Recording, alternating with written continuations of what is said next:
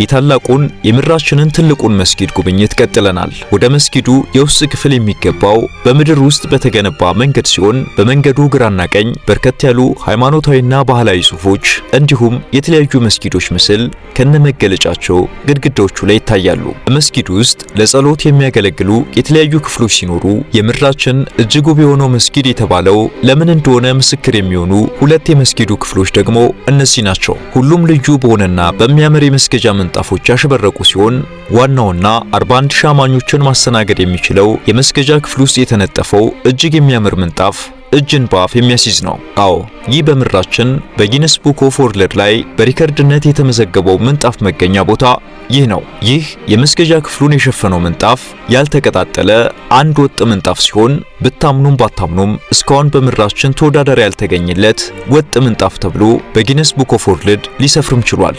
የዚህ ምንጣፍ ጠቅላላ ስፋቱ 5627 ካሬ ሜትር ሲሆን ይህንን ምንጣፍ ለመፍተል ወይም ለማዘጋጀት 1200 ባለሙያዎችና ድፍን 2 ዓመታትን ፈጅቷል።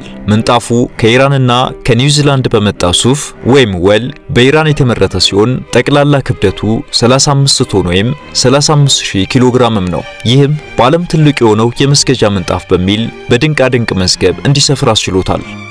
በዚህ መስጊድ የሚገኙት ሚናሮችም ቢሆኑ በዓለም እጅግ ረጅሞቹ ከሚባሉ ውስጥ የሚመደቡ ናቸው። የሼክ ዛይድ ታላቁ መስጊድ ዋናውና ስፋቱ 280 ሜትር የሚሆነው መስጊድ ግራና ቀኝ ያሉት ሚናሮች እያንዳንዳቸው 107 ሜትር ርዝመት ያላቸው ሲሆን እነዚህ ሚናራዎች ከተለያየ ሀገር በተሰበሰቡ የእብነበረድ ዝርያዎች የተሰሩ ናቸው። በሚናራዎቹ መካከል ያለው የመስጊዱ ዋና በር ከላይ ሞላላ ክብ ሆኖ ከታች ቀጥ ያለ ቅርጽ ያለውና በቁልፍ ቀዳዳ ዲዛይን የተሰራ ነው። የክፍሎቹ ጣሪያና ጉልላት በሞሮኮ የሥነ ጥበብ ስራዎችና ከቁርአን በተወሰዱ ጥቅሶች አሸብርቀውም ይታያሉ። ከቁርአን የተወሰዱት ጥቅሶች በተለያየ የአረብኛ ፊደል አጣጣል ዘይቤዎች የተነደፉና እጅግ የሚያምሩ ናቸው። ጉብኝታችንን አሁንም ቀጥለናል። የመስጊዱ ዋናው የመስገጃ አዳራሽ ሳህን ይባላል። የሼክ ሳይድ ታላቁ መስጊድ 82 ጉልላቶች ያሉት ሲሆን ሁሉም የተለያየ መጠን ያላቸው። ከነዚህ ትልቁ ጉልላት ያለው በዋናው የመስገጃ አዳራሽ አናት ላይ ሲሆን ስፋቱ ወይም ዲያሜትሩ 32.6 ሜትር እና ቁመቱ ደግሞ 84 ሜትር ነው። ከጉልላቱ ውጭ ያለው የዋናው መስገጃ ወይም የሳህኑ ቅርጽ 4 ማዕዘን ሲሆን ስፋቱ 17400 ሜትር ካሬ ሲሆን መስገጃው በአንድ ጊዜ 41000 ምዕመናንን ማስተናገድ የሚችል ነው። በመስጊዱ ጉልላት ጫፍ ላይ የግማሽ ጨረቃና ወይም የኮከብ ቅርጽ ያለ ሲሆን ከወርቅና ከብርጭቆ ዘር ቅልቅል ወይም ንጥር የተሰሩና እጅግ ውብ የመስጊዱ አካላት ናቸው። በመስጊዱ ውስጥ በጠቅላላው 10096 የሚጠጉ ምሰሶቹ በመተላለፊያው የሚገኙ ሲሆን በመስጊዱ የምድር ቤት መንገድ የሚገኙት ምሰሶች በተለያዩ የመካከለኛው ምስራቅ የአበባ ዝርያዎች ያሸበረቁም ናቸው። አጃይብ ማለታችንን ስንቀጥል የመስጊዱ ሚናራ 11 ደረጃዎች ያሉት ሲሆን ይህንን ለመገንባትም እጅግ ውድና ብርቅ የሆኑ ድንጋዮችን ከነጭ ወርቅና ቀይ የጠርሙስ ዘሮች ጋር እንደ ግብዓት ተጠቅመዋል። በመስጊዱ የቂብላ አቅጣጫ በሚገኘው ግድግዳ መካከል ላይ የሚገኘውና የኢማሙ ቦታ የሆነችው ከቁርአን ላይ ስለ ጀነትና መንግስተ ሰማያት ከተጠቀሱ ጥቅሶች ዲዛይኑን የወሰደና በእነዚህ የጀነት ቦታዎች የሚፈሱትን የማርና የወተት ጨምሮ በርካታ ወንዞች ከግምት ባስገባ መልኩ ዲዛይን የተደረገ ነው። የቂብላው ግድግዳ ቅዱስ ከተማ ከሆነችው ከመካ ፊት ለፊት አቅጣጫ የሚገኝ ሲሆን ዲዛይኑ በርካታ 5 ጎን ባላቸው አበባዎች ያሸበረቀ ነው። እነዚህ አበቦች እያንዳንዳቸው ከ99 የአላህ ውብ ስሞች ወይም መገለጫዎች ውስጥ አንዱን ያዙ ሲሆን በግድግዳው ዲዛይን መሃል ደግሞ አላህ የሚል ጽሑፍ የያዘ ትልቅ ክብ ቅርጽ አለ። በሼክ ሰይድ መስጊድ ውስጠኛ ክፍል 11 የግድግዳ ሰዓቶች ይገኛሉ።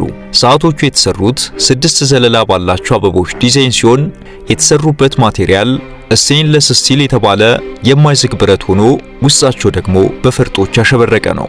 ከውስጥ ያለው ዘንግ የሚመስለው መቁጠሪያ ሰዓትና ደቂቃ የሚያመለክት ሲሆን የመስገጃ ሰዓትን ለመጠቆም ዳግም ከውስጥ በቁጥር የሚጻፍ እንደ ዲጂታል ሰዓት ያገለግላል ማለት ነው። እነዚህ ሰዓቶች ዲዛይን የተደረጉትም የተሰሩትም በእንግሊዝ ሀገር ነው።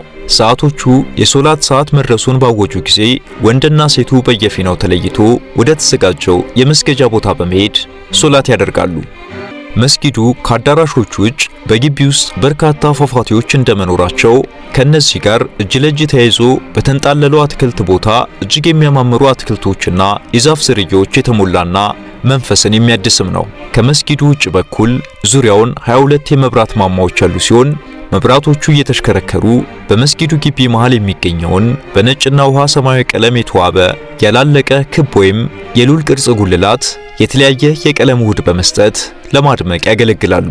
የመብራቱ ውህደትና የሚፈጥረው የቀለም ውጤት ደግሞ ከተፈጥሮ ብርሃን መጠን፣ ከጨለማው ክብደት እንዲሁም ከጨረቋ መጠን ጋር የተለያየ የውህድ ውጤት ይፈጥራል።